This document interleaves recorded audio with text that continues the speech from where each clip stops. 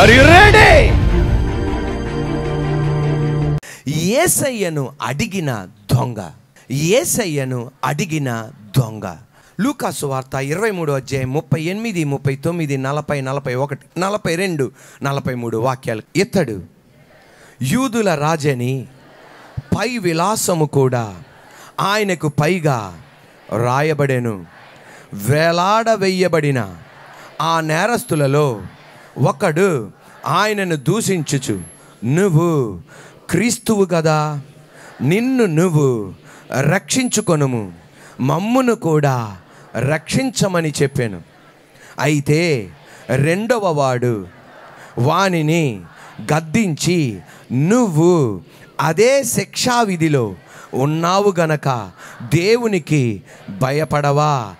మనకైతే ఇది న్యాయమే, మనము చేసిన వాటికి తగిన ఫలము పొందుచున్నాము గాని ఈయన ఏ తప్పిదము చెయ్యలేదని చెప్పి ఆయనను చూచి, యేసు, నీవు నీ రాజ్యములోనికి వచ్చినప్పుడు నన్ను జ్ఞాపకము చేసుకొనమనెను.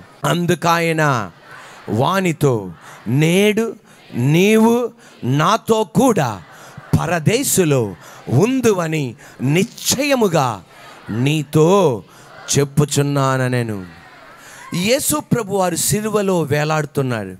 ఎడం వైపు ఒక దొంగ, కుడివైపు ఒక దొంగ. యేసు ప్రభు వారు జన్మించినప్పుడు జంతువుల మధ్యలో పరుండబెట్టారు. యేసయ్య మరణించినప్పుడు జంతువుల మూర్ఖ స్వభావం ఎలా ఉంటుందో అటువంటి మూర్ఖుల మధ్య యేసు ప్రభు వారిని వేలాడదీశారు. ఎడం వైపు దొంగ, కుడివైపు దొంగ, మధ్యలో యేసు ప్రభు వారు వేలాడుతున్నారు. ఎడం వైపు దొంగ యేసయ్యని చూచి, అయ్యా యేసయ్య నీ రాజ్యములో నన్ను జ్ఞాపకం చేసుకో అని ఎడం వైపు దొంగ పలికాడా, లేకపోతే కుడివైపు దొంగ యేసయ్య నీ రాజ్యములో నన్ను జ్ఞాపకం చేసుకో అని కుడివైపు దొంగ పలికాడో బైబిల్లో రాయబడలా. కానీ మన ఊహా చిత్రం, ఇద్దరి దొంగల్లో ఒక దొంగ ఆ మాట చెప్పాడు, అయ్యా యేసయ్య నీ రాజ్యములో నన్ను కూడా జ్ఞాపకం చేసుకో. మన అందరికీ ఏది అలవాటు? కుడి అలవాటు. అందువలన మనం ఏమనుకుంటున్నామంటే కుడివైపు దొంగ ఒకవేళ పలికి ఉంటాడు ఆ మాట, అయ్యా నీ రాజ్యములో నన్ను జ్ఞాపకం చేసుకో. ఎడం వైపు దొంగ యేసయ్యని దూషించాడు, కుడివైపు దొంగ యేసయ్యని దూషించాడు.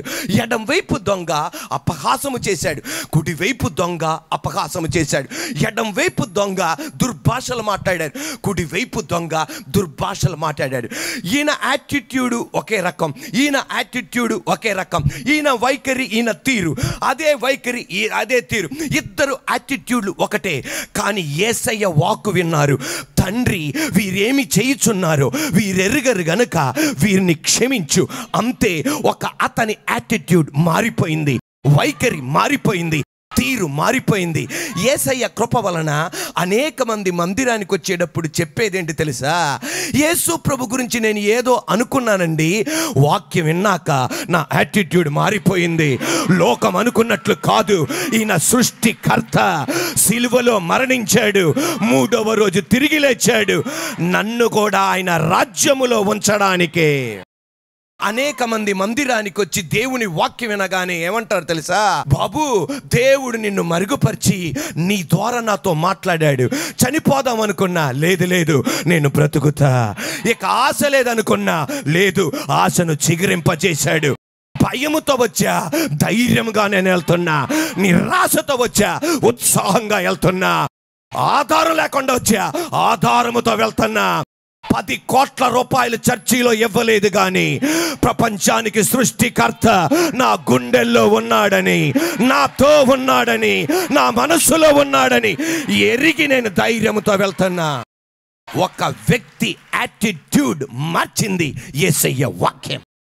ఎడం వైపు దొంగ, కుడివైపు దొంగ, ఇద్దరు యాటిట్యూడ్ ఒకటే. కానీ యేసయ్య వాక్యం వాళ్ళకి మార్పు తీసుకొచ్చింది. ఎడం వైపు దొంగ, అటు పక్కన కుడివైపు దొంగ, యేసు ప్రభు వారిని చూస్తున్నారు.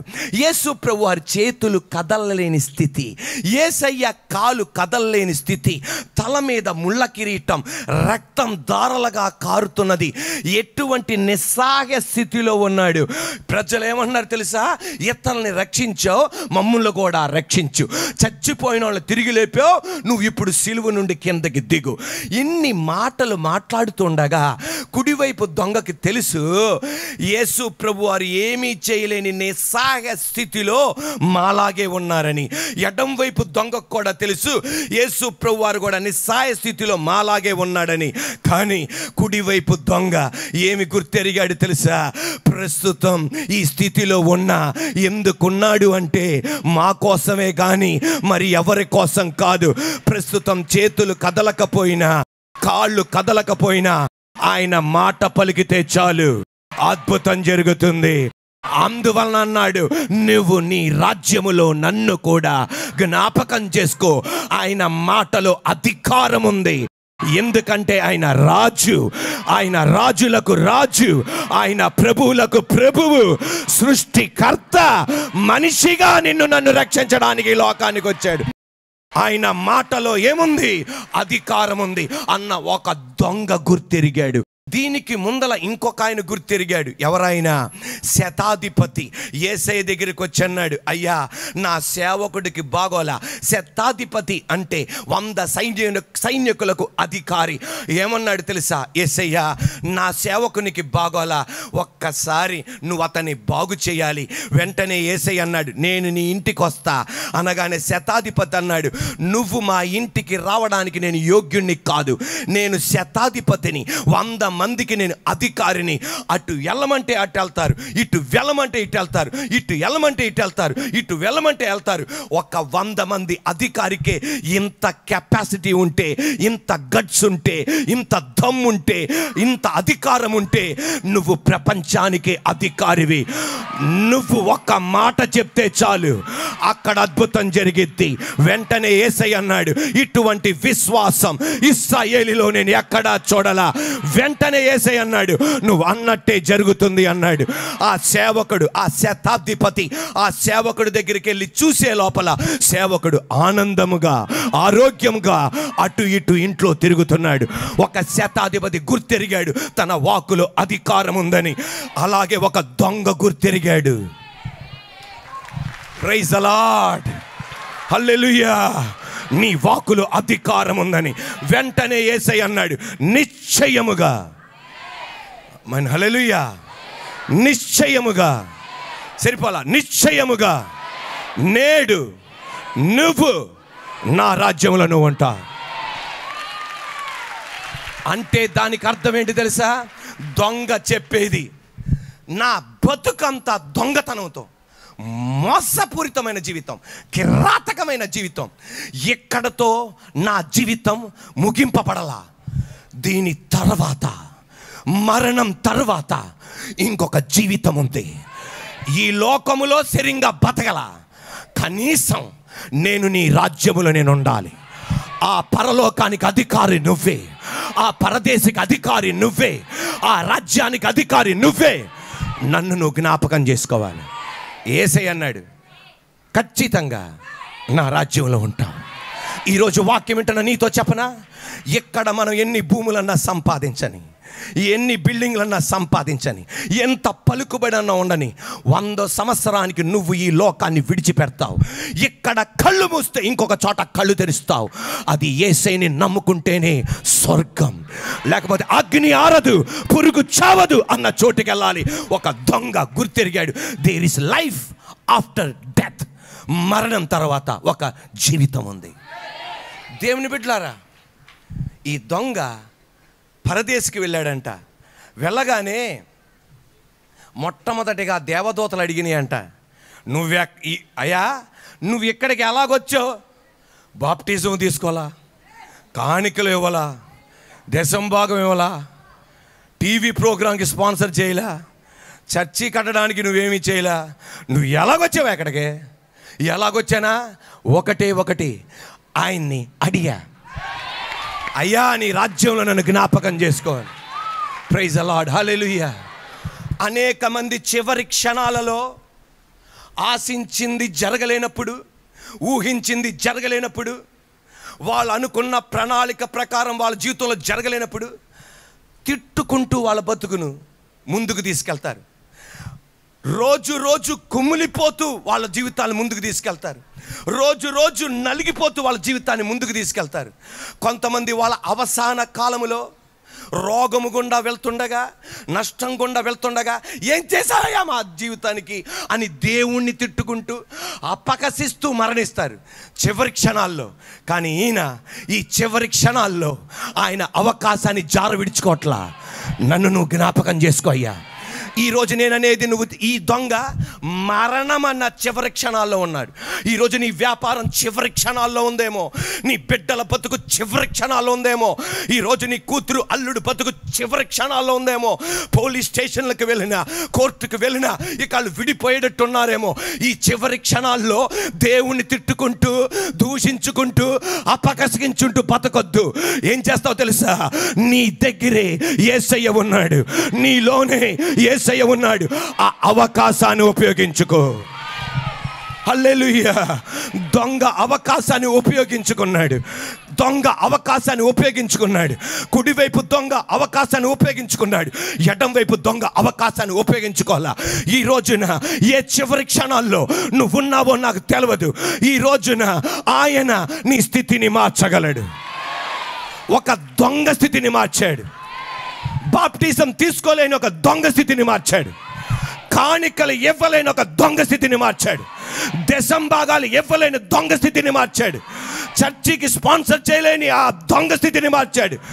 ఈరోజు నజరేయుడైన యేసు నామములో, ఆయన రక్తములో కనబడిన నువ్వు, బాప్టిజం తీసుకున్న నువ్వు, ఆదివారం మందిరానికి వస్తున్న నువ్వు, ఖచ్చితంగా నీ మొర వింటాడు. ఈ రోజున దూషించుకుంటూ బతుకుతావా, ఎగతాళి చేస్తూ బతుకుతావా, తిట్టుకుంటూ బతుకుతావా, అది నీ ఇష్టం. అవకాశం నీ చేతికి అప్పగించాడు.